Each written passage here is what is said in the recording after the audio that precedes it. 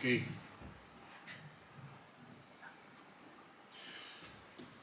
I think ever since my bar mitzvah, my wedding, probably both, in that order, I was not that excited and emotional. I'm really speechless, both for the beautiful words that we've just heard, and for being here, and for seeing all the faces. I'm really very happy, I think would be the appropriate word, but happy in an Aristotelian sense, so to speak, so zufrieden. I'm very honored, and perhaps in more concrete terms, I think that in today's academic climate, I mean, jobs are rare, it's a known fact, but jobs within Jewish studies are even rarer, and a position, a chair for Jewish philosophy, I don't know how many other there are, probably there are more, but not many. So it's really a blessing for me to be able to serve the Hochschule and to be able to investigate the materials that are still very close to my heart. Otherwise, I wouldn't be able to do that. It's very nice to see that there are students here, so to start with them, thank you very much for being here, for the colleagues, and also old colleagues, Zev, and some other faces, familiar faces, Alejandra, my wife, Oriana, who gave us a horrible time today and now is eating ice cream with Zev's grandmother, and for the current colleagues in the Hochschule, Dr. Bremer, I really feel very much welcomed and at home. So that's for the emotional introduction. And regarding the talk I will deliver, I will try not to speak too much. And we sort of discussed it half jokingly at lunch that it's not easy to deliver to such a mixed crowd with different backgrounds, and to be both interesting and at the same time relevant and not too speculative, let's say. So I try to, what happens when you work on manuscripts and when you're doing history or philosophy, you have to restrain yourself as a scholar. So you come across these really fascinating questions and fascinating themes, but I can never say what I think, or I can never really, you all the time have to stick to the text and to the context. And I thought perhaps an opportunity to go wild, at least a bit, would be this evening. So to be a bit more comparative and speculative. But I would also like to say that as I was preparing the lecture, which really I thought would be perhaps more of a descriptive nature, something came up which, I don't know, perhaps some of you could illuminate me if you also think that this illumination is worthy or not. But really, perhaps I'm onto something, and I would like to share this with you. So what is the general theme? In the Jewish tradition, as in other monotheistic, perhaps also non-monotheistic traditions, we often come across the view, doctrine, or assumption that God dwells upon earth in some way or another. This is found, for example, in this lovely midrashic passage from Shemot Rabbah. I will read it just skim through, but you can read it. It's here. When the Holy One, and throughout I will also bring the Hebrew texts and some of the Arabic, but here I just wanted, for us to lead us in. So this is just the English translation. When the Holy One, blessed be He, said to Moses, "Craft me a tabernacle." Moses began wondering and said, "The glory of the Holy One, blessed be He, fills the upper and the lower worlds. And He says to me, craft a tabernacle for me?" Moreover, Moses was looking to the future, and saw Solomon arising and constructing the temple, which is, of course, larger than the tabernacle. And Solomon saying before the Holy One, blessed be He, "For will God indeed dwell on the earth? Behold, the heavens and the heaven of heavens cannot contain you. Certainly not this house that I have built." So Solomon saying about the temple. Back to Moses. Moses said, if Solomon said so regarding the temple, which is much, much bigger, how much more so regarding the tabernacle? God, however, said to Moses, I disagree. Rather, 20 boards in the north, 20 in the south, and 8 in the west will do. Moreover, I will descend and minimize my divine presence for even less. Okay, this midrash actually is cited by Soloveitchik in his Halachic Man, which we are reading now in one of the, I think I've seen here, yeah, Lila and Edwin. So we've just came across this midrash last week, and Soloveitchik has to say about the words that we just read. His interpretation: infinity contracts itself. The divine presence receives dimensions, and the glory of God measurements. This is a contraction of the infinite within the finite, the transcendent within the concrete, the supernal within the empirical, the divine within the realm of reality. So Soloveitchik interpretation is quite straightforward, and I mean, yeah, it's reasonable enough. But if I will ask you, hold on. Okay. So it seems reasonable enough, but if I will ask you, were to ask you, not what is the theme, but what is the challenge that we find, which is put forward in this midrashic text, you would probably say that it has to do with the divine nature. How can God descend? How is it even possible? How can the divine contract itself? How can the infinite bond with the finite? How can, the how question, how can the transcendent descend into the immanent and still remain of a transcendent nature? The question I would like to focus on this evening is different, however. When God announces to Moses that he's about to dwell in the tabernacle, the question concerns not just God, but also the tabernacle, the temple, the synagogue, ourselves. The focus of this lecture is the assumption that God not only dwells on earth, but also within us. That there is an element, aspect, part, divine substance within humans of a divine nature. The question, which I would like to put at the heart of the discussion, is the following. Can we claim that God dwells within us and still maintain that the human is a wholesome, unified being?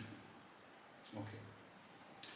So thematically, this is the issue, and if I were just to now tell you what I think, or that would be a bit disappointing, so I do want to now go to historical sources. The structure would be, first of all, to show or to convince you that this historically is indeed a problem, a challenge, and then to move forward and to point to one Jewish thinker that through his dealing with this problem was shaping his own thought. Okay, things will become more concrete. Let's just start with why is that a problem? It is a problem within a very certain context, and again, for the students here, should come as no surprise, the context is the medieval Jewish philosophical tradition. During this period, as many of you know, the context is, of course, the scientific context is that of Aristotle and the Aristotelian tradition. To really sum it up in a way which almost does injustice, but still, according to Aristotle, for a thing to exist, it must exist as a unified whole. Moreover, for a thing to act, it must exist as a unified whole. A single action follows from a single agent, from a single thing which is truly unified. So the idea is that for something to exist, for us to be able to speak about something as that thing has to have substantial unity. In order to be, in order to act, a thing must be one. And that unification has to be real. Is it okay with the mic? I feel it's done. Okay. So here is the main point, or here is the challenge. Within this framework, if we say that God dwells within us, this is an infringement of these principles. Given that God is an independent substance, and we as well, then by claiming that God is somehow found within us, what we get at is a dualism, or substance dualism, to use a bit of a technical language. In other words, the idea is that a unified thing, us, is somehow composed of two substances, of two things. In other words, this is a metaphysical difficulty, a metaphysical issue. This, in fact, has nothing to do from this perspective with God's divine nature. It's not about God being divine, it's about God being a substance, being something else. And as such, we cannot form a real unity, be that God, an angel, a devil, a chair, a horse, a monkey, a frog, doesn't matter. For me to exist, I have to have substantial unity. Okay.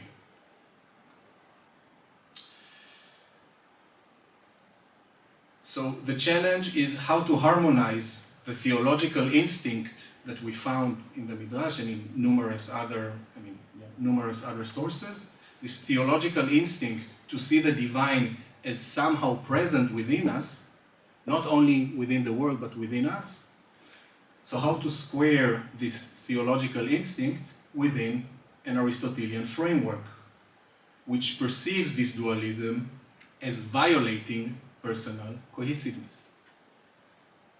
I hope it is clear. Yeah, so that's the general, yeah? Okay, some are nodding, okay. So having clarified this, I hope, first I want to show you a concrete case where this problem comes to the fore by Elijah del Medigo that was mentioned several times. And then I would like to move, and then another example, exemplifying this difficulty, but then, and here's the part that I think that maybe I'm onto something, I would like to sorry, that was a bit Freudian.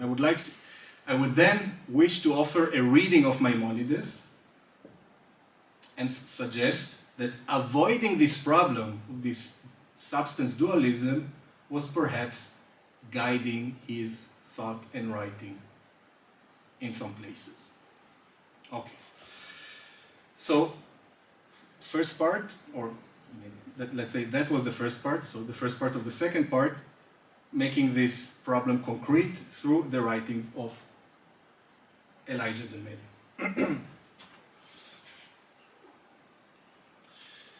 Elijah del Medigo is really a fascinating figure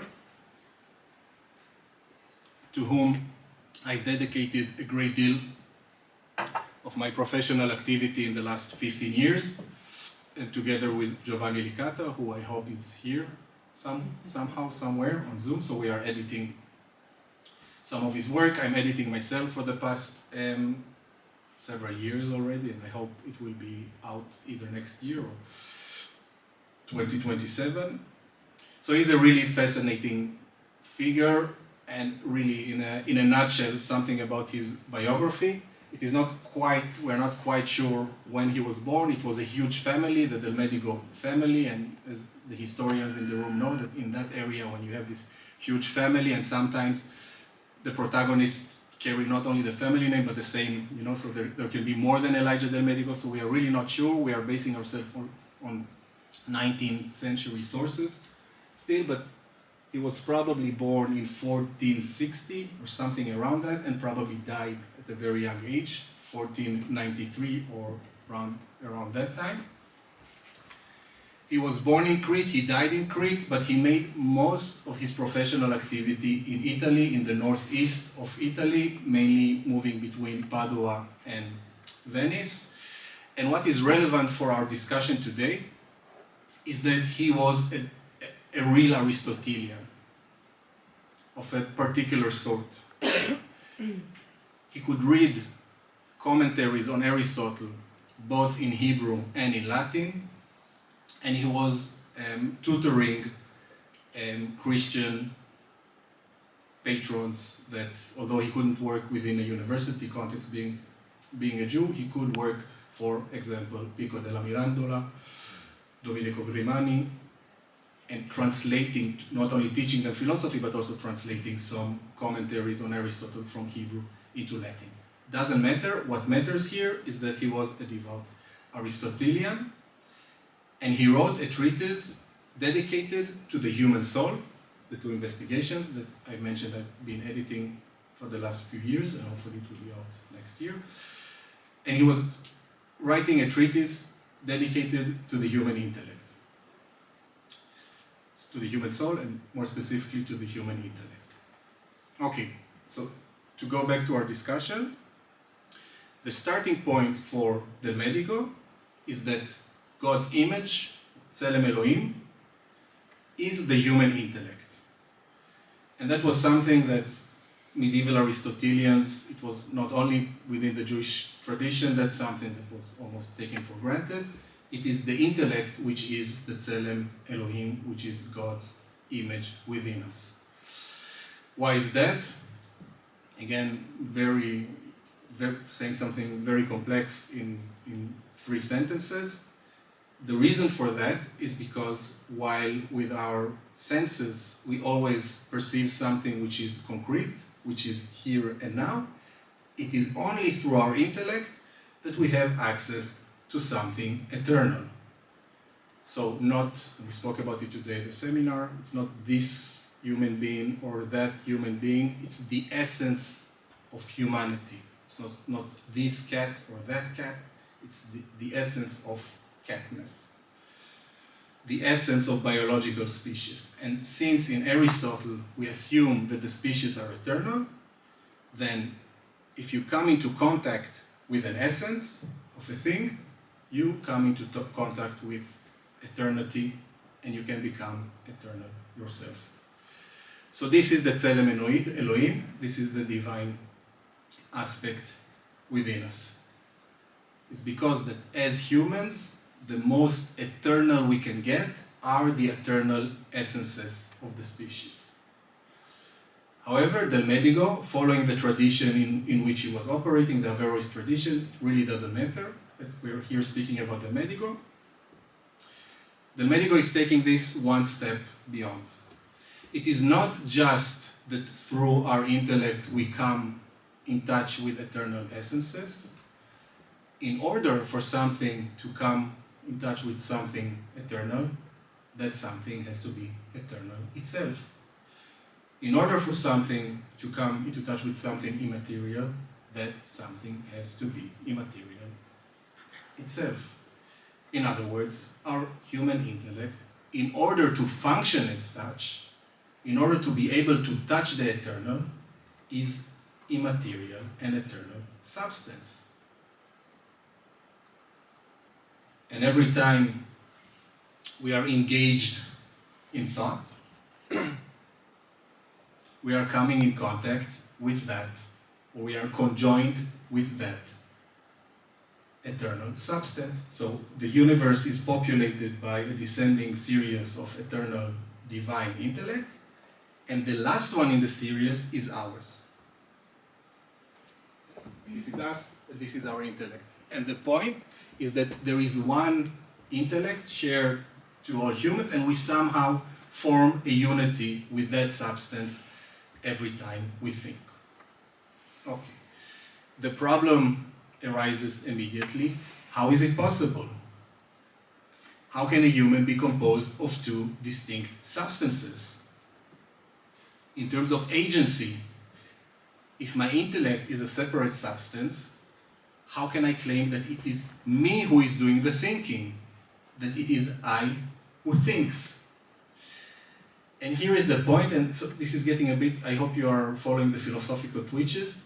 This is perhaps the last, but in the context of Del Medico, the irony or the tragedy, depending on your perspective, if you like Del Medico's teaching or you want to mock him, so the irony or the tragedy is that the same arguments that brought Del Medigo to postulate the existence of a separate substance are exactly the same arguments that make it very difficult to understand how can we conjoin with that substance. If I say that in order for me to think, in order for me to perform an abstract act of thinking about humanity, not that humanity of that person, of that, but humanity as such, which is something beyond time and place, which is something eternal. If in order for me to be able to do that, I need to postulate my intellect as something eternal, which is detached from my body as a concrete being, then how to reunite myself to that substance?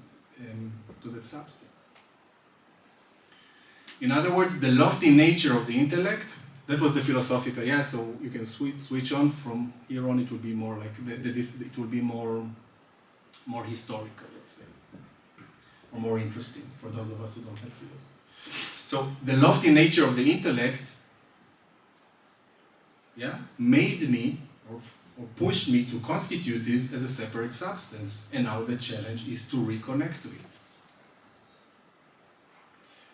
Del Medigo, if you think that it's me reading Del Medigo himself was well aware of this problem. And in a typical scholastic manner, showing counter-arguments, he showed counter-arguments that attack his theory exactly on this point. If the intellect is a separate substance, then it's not me who is doing, there's no real unity. And he's showing these arguments. How to solve this? How to bridge this gap between the human and the human intellect? Del Medigo is offering a solution, which is quite a disappointing one. And really, we don't need to get into that. It's really, again, the general idea that I'm interested in here. But Del Medigo is saying, well, yes, it is separate of me, but there is some functional unity that when I think, we somehow conjoin, and this happens through a certain material aspect of my brain, my imaginative faculty. In other words, Del Medigo is saying the unity between the abstract and the concrete is by virtue of an aspect of the concrete. And he was ridiculed for this reply, and he's also recording the ridicule. It's the first and last time I'm going to turn to the audience, but I have to ask, who does it bring to mind? The history of philosophy spoke about two substances, substance dualism, one is extended, one is immaterial, and said that the unity is somewhere, something in our materiality. Descartes, someone, okay. If you didn't say it, someone is nodding, so you were ashamed to say, okay. So it's Descartes. And this really brings Descartes to mind, and I'm not the first one who noticed this resemblance. Okay, back to Del Medigo, back to Jewish philosophy, and back to the problem that bothers us here. In Del Medigo, we see, within the Jewish philosophical Aristotelian tradition, that starts in Maimonides, to whom we shall turn soon. In Del Medigo, we see a clear and really a transparent, in a very honest manner, to postulate a model and then to handle the difficulties. But we see that it was very difficult for him to solve this problem. If we see the divine in us as a thing, and for that matter, again, it doesn't matter if it's God itself or a divine intellect. If we see the divine in us as a thing, if the Tselem Elohim within us is a thing, is a substance, which is self-subsistent, self-sufficient, and autonomous, then how do we bring the two together? It poses a serious problem to our view of ourselves, humans, as wholesome beings, real beings that produce real actions. Okay. Out of my comfort zone. Wow. Okay. I said it's going to be, that the context is going to be medieval, and the context remain medieval. But there's something in Sefer HaTanya which screams to be cited within this context. My work on Sefer Atanya is motivated, not chiefly, but that's the nice things in being in the Hochschule. Things that you were putting aside for years, suddenly you can really, jump into. And I was always attracted to Sefer Atanya, and I always felt that some of the issues and some of the language and the ideas were pretty much corresponding to the authors that I'm writing on, although he was writing centuries after and in entirely different context.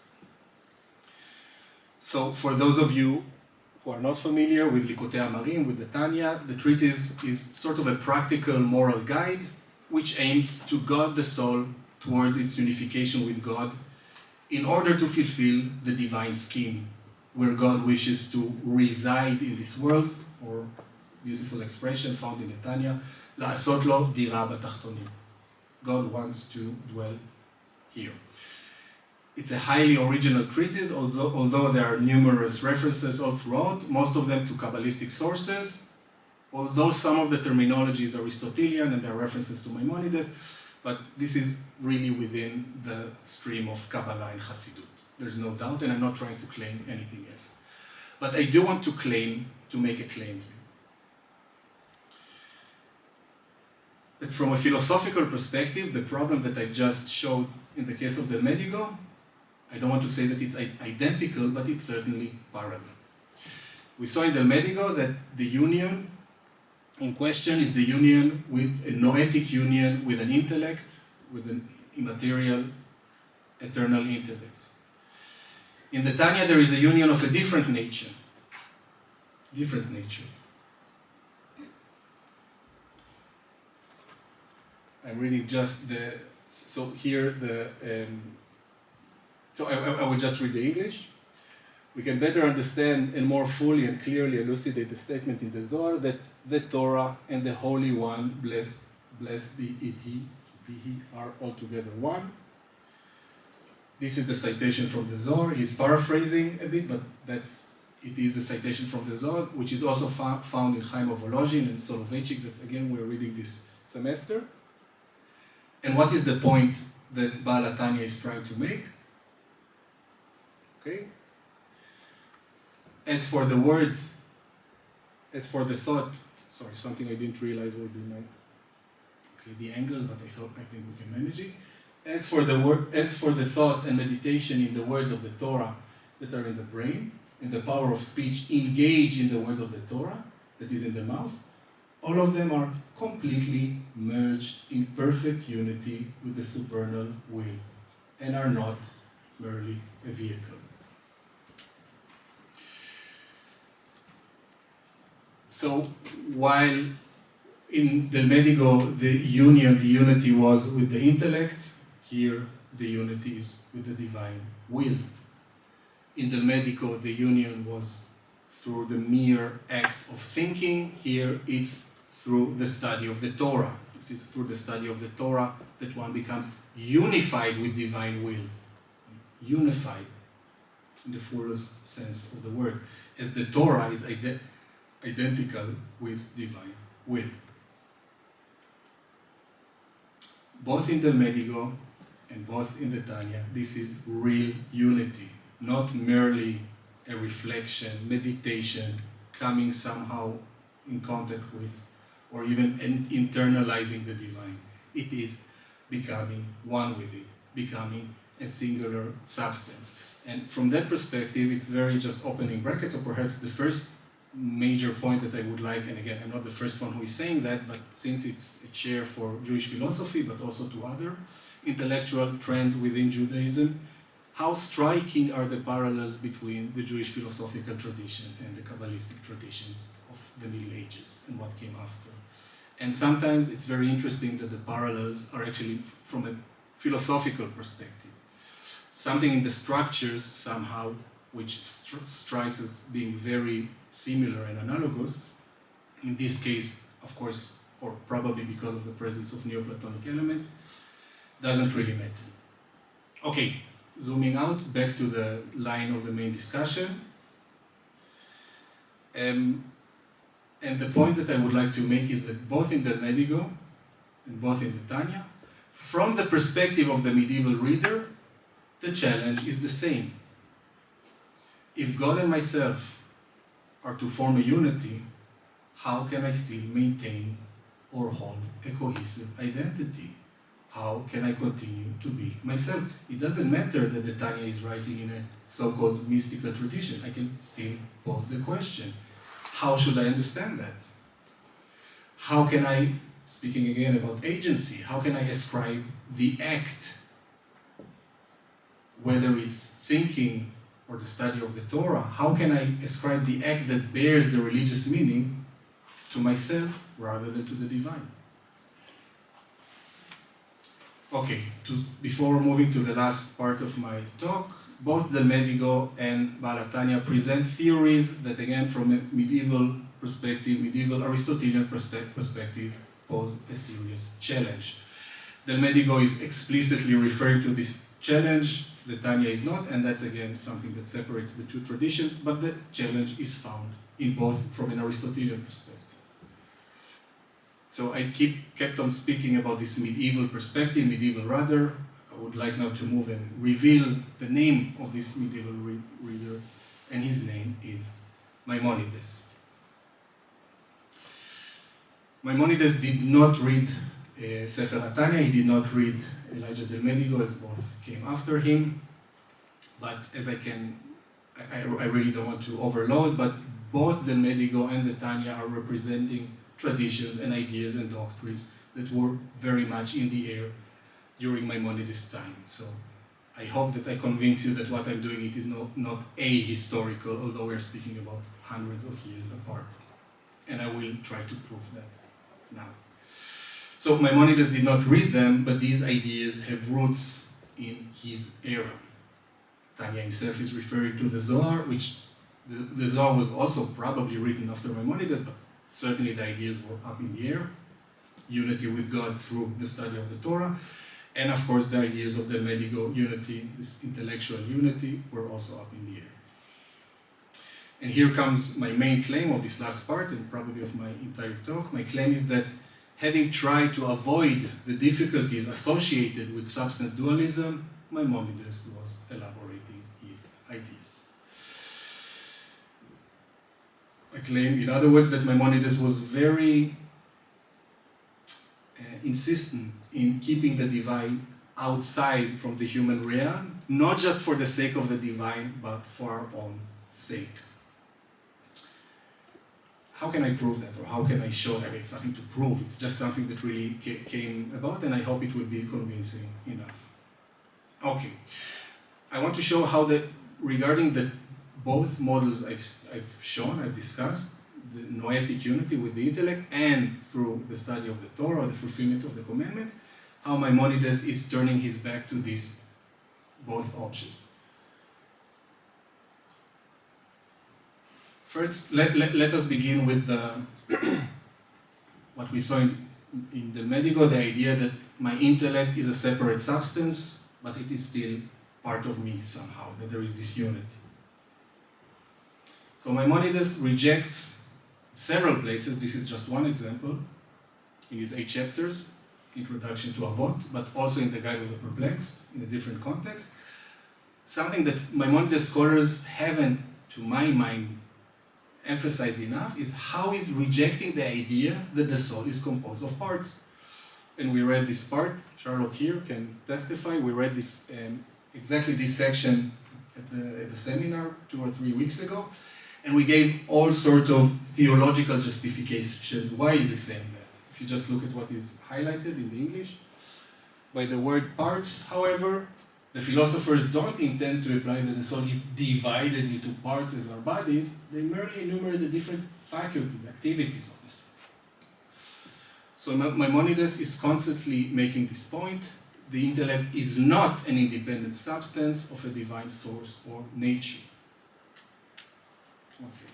And again, there are theological reasons for doing that, moral responsibility, etc., things that we've discussed at class. But I think this is also something which is at the background. Maimonides is aware that to say that the intellect, or whichever part of the soul, is really divided from us, is really an independent part, causes a philosophical problem. What about what we find in Sefer HaTanya? So in Sefer HaTanya, we find the idea that through the study of the Torah, but also through the fulfillment of the commandments in general, though to a lesser degree, we obtain a unity with God. So regarding the idea that through the fulfilling of the commandments we achieve some unity or union with God, I hope that at least some of you are familiar enough with Maimonides to know that, to put it mildly, that was not his opinion. Maimonides emphasizes over and over, and there is an entire section in the guide, one of the most famous sections in the guide, the reason of the for the commandments, Tamei Mitzvot. Maimonides emphasizes over and over that the fulfilling of the commandments, there are only two functions involved here, and both of them are related to the fulfillment of the individual qua individual, Adam ba'asher hu Adam, either moral virtues or intellectual virtues, develop our intellect. But that's that. We don't achieve any union with the transcendent either through the fulfillment of the commandment, through the work of our intellect, or at all. And this is, now I'm giving my general view, is that Maimonides, if you notice, although when he speaks about prophecy, that could be an exception here and there, but in general, Maimonides' language and terminology is rather poor with references to conjunction, unity, coming together, attachment with the divine. Instead, the ideal, both in the Mishneh Torah and in the guide, is that of striving towards, contemplating, attending oneself. Even when he's discussing the highest degree of perfection, as for example in the closing chapter of the guide, 354. And this I will also read in Hebrew. This is the fourth type, the highest type of perfection. And notice that there is no mentioning here of conjunction. המין הרביעי הוא השלמות האנושית האמיתית, שהיא השגת המעלות השכליות, כלומר תפיסת מושכלות המלמדת דעות נכונות במטאפיזיקה, וזאת היא התכלית האחרונה, והיא מביאה את האדם לשלמות אמיתית, so this is Ibn Tibor's translation, if I mention, והיא לא לבדו, והיא הנותנת לו קיום נצחי, ובה האדם אדם. ביה האינסן אינסן. So, when he is describing the highest degree of human perfection, he makes sure to say, not only to enumerate all the different features, aspects of this perfection, to say, this is the perfection of God, not uva adam Elohi, uva adam nitzchi, uva adam adam. Maimonides does speak about immortality in this context, so there is always a caveat, but uva ha'adam adam. And for me, this is the crucial part. Okay, so, drawing to a close, I hope that the general point, or the observation, it's really, at the moment, it's nothing more than an observation, but I think perhaps holds water. That substance dualism, that the view that the human is consisted of a self and a divine self or substance was problematic, that there was awareness to this problem, and that Maimonides consciously, subconsciously, semi-consciously, perhaps for different reasons in different places, but there is awareness of this issue, and I think that it's not a coincidence that Maimonides manifests this border between the immanent and the transcendent in a way which you cannot pass either way. But I want to go back to God now. What about God? So let's say we are convinced, and it's important that we maintain our wholeness and cohesiveness, that we don't have any foreign element within us, be it divine or other. Okay, I'm convinced that from a philosophical anthropology point of view, that makes sense. But what with the God of Shemot Rabbah that want to descend? well, we have to say that the God of Shemot Rabbah that we just read is not the God of Maimonides. And that is okay. How do I know that? Well, again, sorry for constantly referring to the students. I've read this at least 7 times, so you can block your ears if you cannot. But for me, the key here regarding God within this, what I've tried to depict, it's always, always, always the first few passages of the Mishneh Torah, more than anything else we find in the guide. And in particular, what is highlighted in at the bottom. And I will just read again with the English.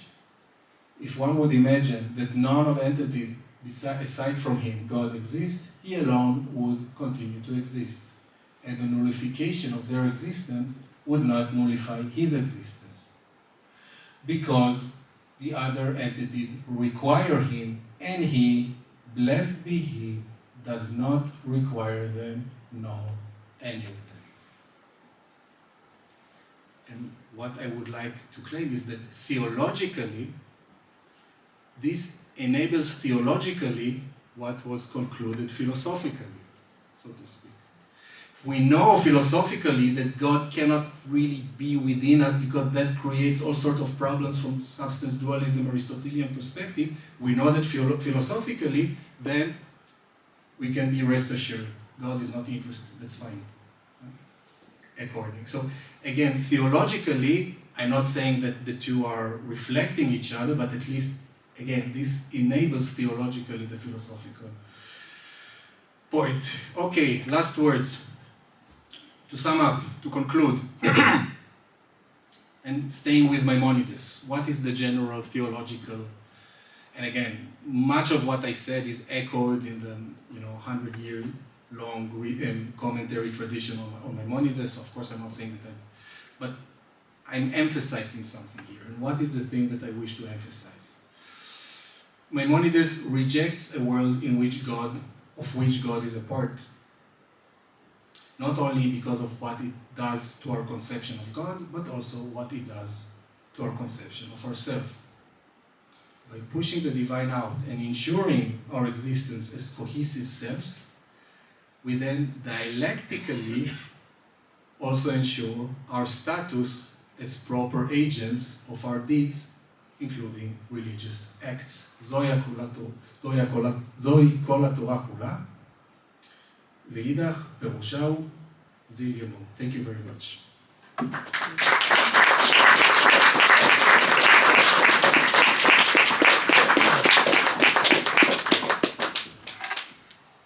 Ja, lieber Michael, faszinierend.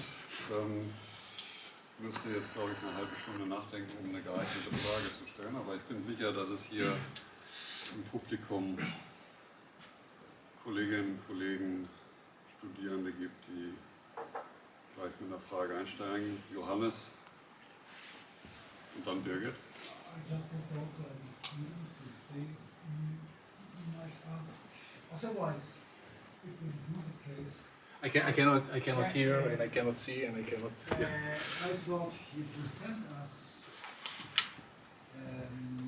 Theological as a perfect scholastic philosopher, Jewish scholastic philosopher in the Aristotelian tradition, and he arrived to a problem and to a challenge and to combine the two Substances. Now, did he stay with the challenge? Did he stop with the challenge? Or what would be his way to come out, essentially in a different way than Maimonides did, or failed he to offer a solution with his tools? Thank you. So, thank you for the question. The question so the medico is presenting us with the difficulty. What about the solution? And as I tried, and maybe I didn't say it clearly enough, but he argued that the unity between the abstract and the immaterial and the material happens because there is something in our material brain, the imaginative faculty, which is a known faculty within scholastic tradition, scholastic psychological tradition, and that this particular, so the point basically, there is something particular in our material brain that can somehow conjoin with the immaterial, and as I said, it's begging the question, how? And then he would say, because within that there is one particular within it, and then ad infinitum, so to speak. And again, this was exactly the problem of Descartes. Yeah? And it's just so funny that it happens in such different contexts. So thank you for the question. Very good. Yes, many thanks for your lecture. I have a question as a historian, because I'm always thinking about the intellectual atmosphere and circumstances. Yeah. And for instance, Shnerazan of Yale is living in Poland in a highly Catholic atmosphere, and there's always the question, demons, everything. So there's everything, the question also to get in contact with the divine, for instance, by the Catholic idea of the Holy Communion. But of course, and Maimonides in this Islamic philosophical surrounding with the focus on the absolute moral Okay, so thank you. So thank you very much. I think Catholicism is really the elephant in the room, and I was thinking whether I should, and not only in the case of Atania, but also in the case of Del Medico, because Del Medico is working in Padua, end of the 15th century, of course, and of course that the question of substance dualism or substance trinity, yeah, and the ways of course, the discussions within the Catholic tradition are highly developed. So maybe I should have emphasized more that or perhaps I should have just focused on the Zohar or on other examples. I just wanted, how to say that? I just wanted to show that something that would strike us as so remote from each other, as Del Medico, on the one hand, a Jew working in the context of a Christian university in Renaissance Italy, and Sefer Atania, written in Poland within the context, how still it's not only comparative, and this is really something I would like, of course you may disagree, but that's a strong point that I would like to make. It's not merely comparative study. I would like to argue that both go back to sources with which Maimonides was surely familiar and against which he was manifesting his views. So even if Maimonides is working within a Muslim environment, and that is correct, he's still aware of ideas which trouble him from the perspective of trying to attain psychological monism, which then find their way, in other words, ideas that he was working his way against, then these ideas found their way to all sorts of sources, but also to Sefer Atania. And it just struck me again. So first of all, the thing that struck me is the superficial, let's say, parallel. But then when I thought about it, I said, wow, the things actually go back to sources. It's as if Del Medico is here and Tanya is there, but if you trace back the sources, in the time of Maimonides, they were actually both available to you. So that's it. It may be incorrect or inaccurate, but that's at least what I was trying to claim. And sorry if it wasn't clear enough.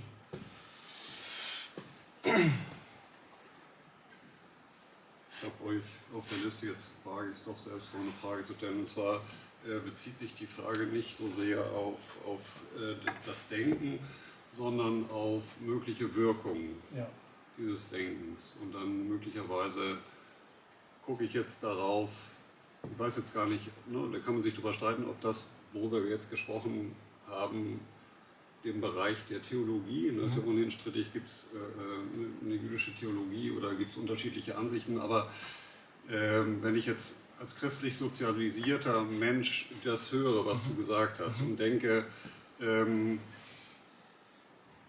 ich jetzt der bin, der das liest und sozusagen meine eigene Existenz als religiöser Mensch reflektiere, was ist für mich dann was bereitet mir, ich weiß nicht, wie ich das ausdrücken soll. Wenn ich Maimonides höre, ist das frustrierend, würde ich sagen. Yeah. So. Und wenn ich Del Medico lese, dann sage ich, Yeah. dann kann ich sozusagen mit Freude auf meine Existenz blicken, während wenn ich Maimonides lese, dann, wie gesagt, das ist eher enttäuschend. Thank you. May I? So I will reply with a sentence. I think what I was trying to suggest is what is theologically frustrating is philosophically reassuring, and then this philosophical reassurance can be rewarding also from a theological perspective. That's the dialectical move that I was trying to establish. It is frustrating to think that God cannot dwell within us from a philosophical point, but then if I can then build a more cohesive picture of the self, this can then be also fruitful in the context of a theological. So, but it's still frustrating theologically. I don't argue. Okay, Hannah? Yeah, thank you, Mickey. I'm wondering, in particular with the last sentence, with, as regards the difference between theology and philosophy, can you, I would like to ask, when comparing with the Ashkenazi scholars, when they started dealing with the paraphrase of Sa'at Gaon and discussing the questions, is the Kavod Nivra, ken or no, and how can we attach to it? And then they came and took up and used the Neoplatonic system to in one or the other way, get some of the ideas more smoothly into the system with as regards the connection between man and God. So why did, even in the 15th century, in particular, knowing Kabbalistic things, why did the Medical stick to Aristotelian? Great question. The $1 million question. Much easier. Some questions we like, some questions I liked all the questions so far, but that's a question I like in particular. Del Medico stick with Aristotle and turned his way to Kabbalah because he was working in Padua in the 15th century, which was the center of Aristotelianism in Europe, not only for Jews, also for Jews, but not only for Jews. It was the leading university. It was the leading university for Aristotelian studies, and then it's a bit of the chicken and the egg. So did he become like that because of what was in Padua, or did he go to Padua and then it's more personal? But a very interesting point in the biography of Del Medico that he does travel to Florence, so late 15th century, so Christian, so everything is up in the air.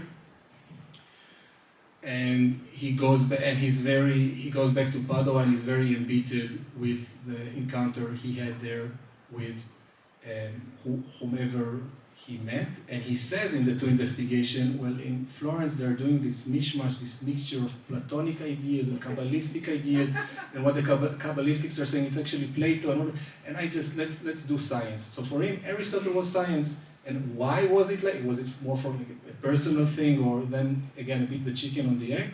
But in the case of Del Medico, there is a really nice, neat division: Padua versus Veneto, the Aristotelian Veneto versus Platonic Padua, both for Christians and for Jews, and that's the interesting point.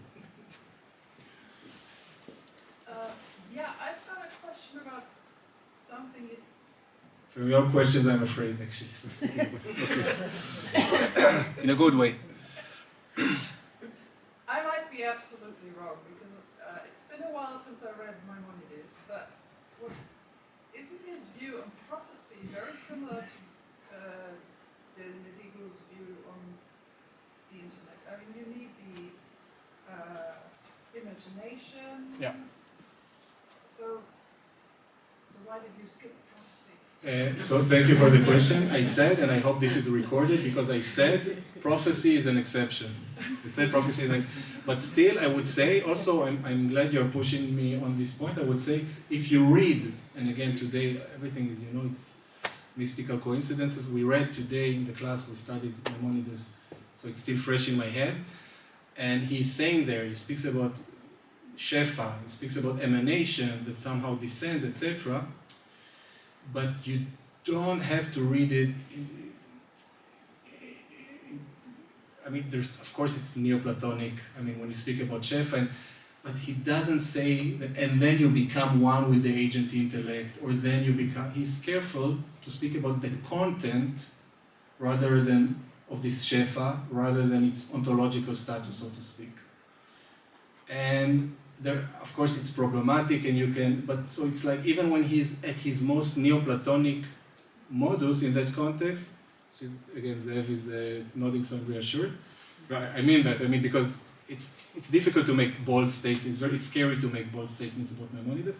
But I dare say that even in his most Neoplatonic, there is also the pure Aristotelian in him is drawing him back, at least in the context of substance dualism.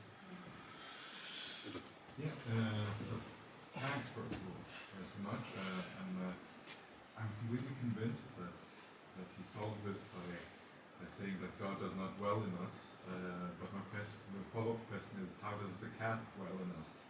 How do we grasp catness within the parameters of psychological monism? That's a great question. I think Maimonides doesn't address it, and it poses the difficulties by virtue of which others turn to Neoplatonism, you know? And then, so it's like a pendulum. So it is a difficult, how can I, with my embodied faculties, grasp something immaterial and eternal? It is a difficulty, and it remains, I would say, it remains a difficulty for him, I would say this way. Thank you. Okay.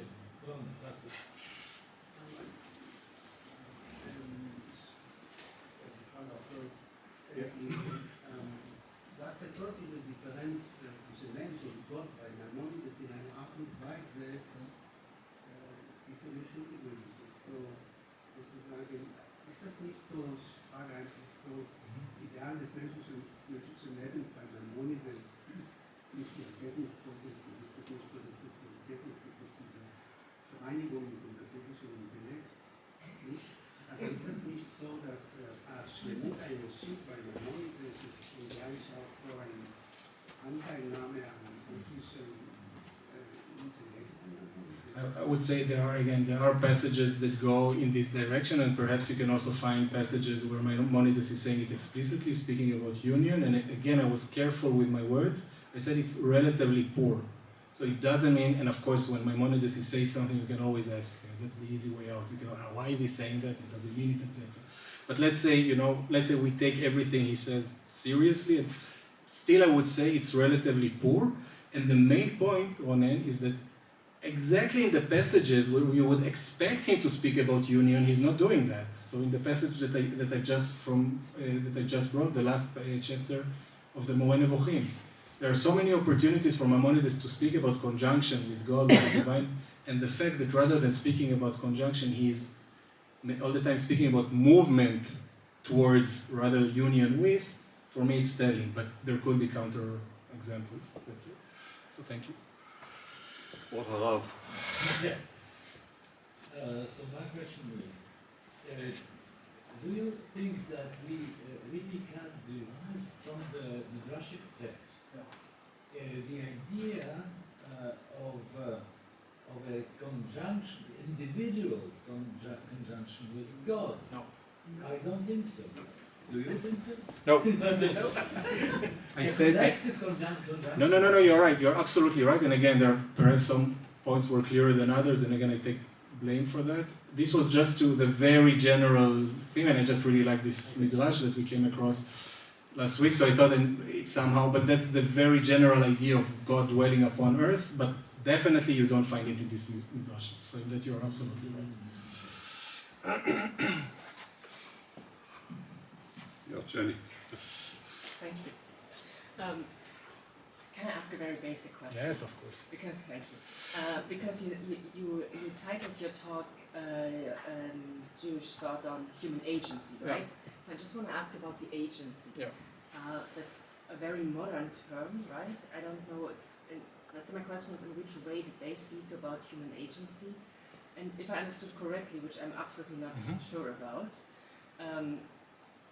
so you need to push the divine out of the human in order to gain agency, because if it's like two substances within you, you do not have agency? Yeah, Why not? Because according, Yeah. No, and is that something that, I mean, it's like in the 12th century, right? But is that something then like centuries later led somehow to the enlightenment of like being, like pushing religion and God out at all, or? I mean, just to answer your last, I mean, it depends how much you see in Aristotelianism or Aristotelian ideas or Averroistic ideas involved in the Enlightenment, and there are discussions on that. Christeller is one, and he made much of that, but I cannot really say. But I want, just regarding agency, the Aristotelian idea, and again, that has to do with metaphysics, Aristotelian metaphysics. For something to exist, it has to exist as a unified, unity has to be there, and for something to act, unity has to be there. Now, of course, we have multiplicity within us, but that's multiplicity within unity. It's multiplicity of faculties, of modes, but not of substances. It's not that two things exist in me. So any idea of this double thingness existing, it goes again this very basic Aristotelian principle. And again, that's something that the Medigo is admitting openly. Okay, ich versuche noch eine Frage, und zwar,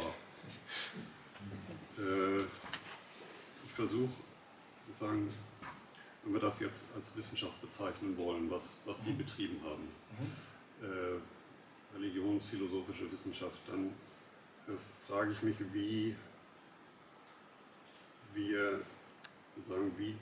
ist der Weg zur Erkenntnis oder zu Theorien?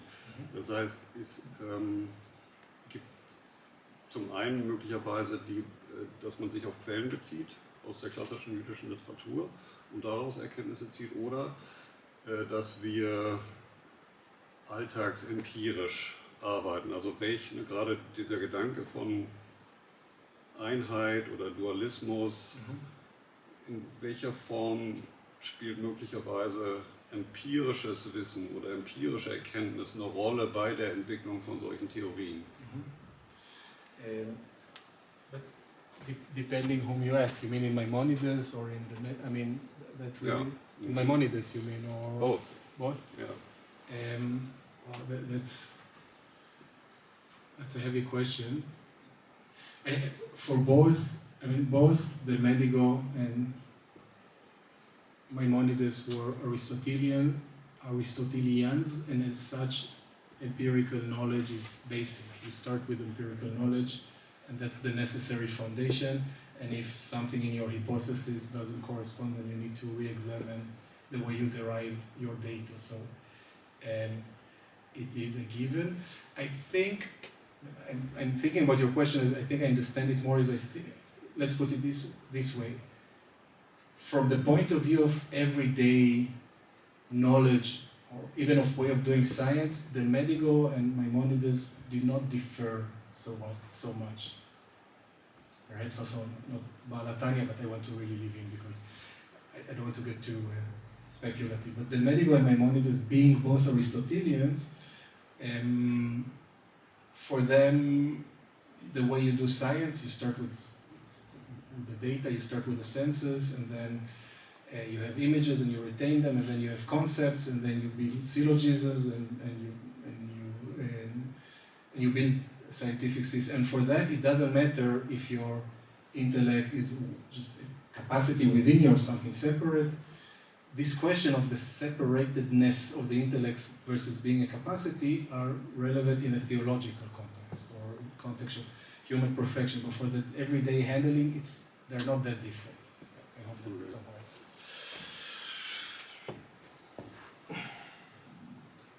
Letzte Gelegenheit zur Antrittsvorlesung, Michael noch eine Frage zu stellen. Ja, tatsächlich.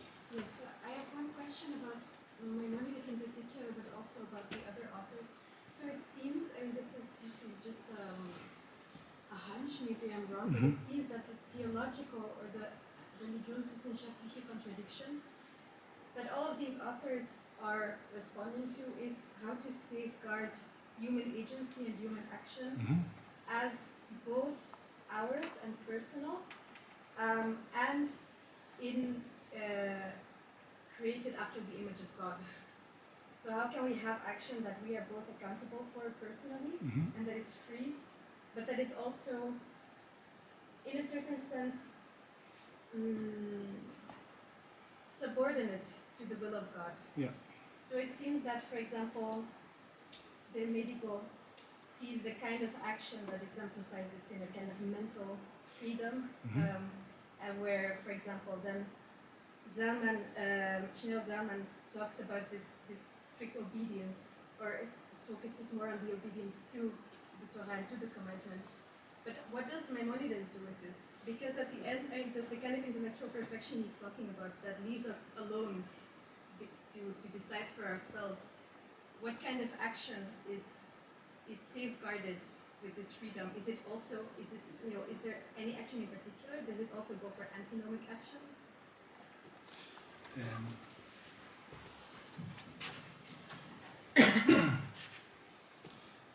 I think you started by saying that there is a problem which is shared by all these authors. Thank you for the question, Lila. Again, it's a question I need to think of as I think you started by saying that there is a problem which is shared by these authors.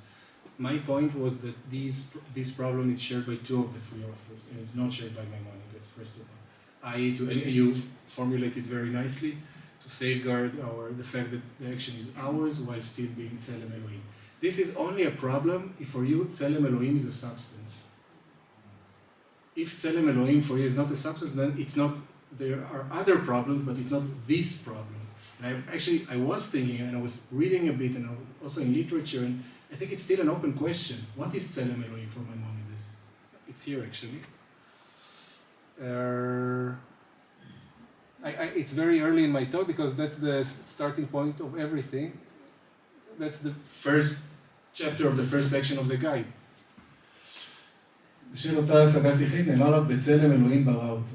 So, okay, fine. We understand that the intellect is, but what is it?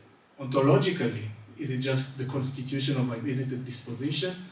It seems, if you take Maimonides for his word, and you take this, Guide of the Preplaced 1:1, and then you take the 8 chapters, his psychological, just juxtapose the sources. Here he says, Tselem Elohim is my intellect. Elsewhere he says, my intellect is nothing but a disposition. Build a syllogism. If Tselem Elohim is nothing but my intellect, and if my intellect is a disposition, sorry to say, then Tselem Elohim, according to Maimonides, is a disposition, is a material disposition. And then there are huge questions, but it's not the question of substance dualism. It's a different type of question. It's I think what you were pointing to, and then a little bit maybe something you were. It's very disappointing in a way. I think again to go back to it's disappointing, but there's also something awe-inspiring. And I don't want to go too much into what does it does to us, what does it mean to us, etc. But a little bit, because there is something in the thought that God, and I don't want to speak about Kantian regulative ideas, but a little bit in that direction. God is just putting things in us which we cannot really accomplish, and that there is this transcendent, there is not this Neoplatonic mumbo jumbo that we no, it's really transcendent. God is really transcendent. So what do you want? If God is really transcendent, what are you asking for? Why is it disappointing? If God is really transcendent, why is it disappointing that you cannot conjoin with God? Sort of a chutzpah. Yeah? And then, okay, we have something, but then you need to interpret it in a way which also philosophically is cohesive. Okay? I hope it was a bit of I need to think that through. Also, Maimonides mag vielleicht in Teilen enttäuschend sein, aber dein Vortrag war es nicht, auf keinen Fall, sondern sehr spannend. Dankeschön.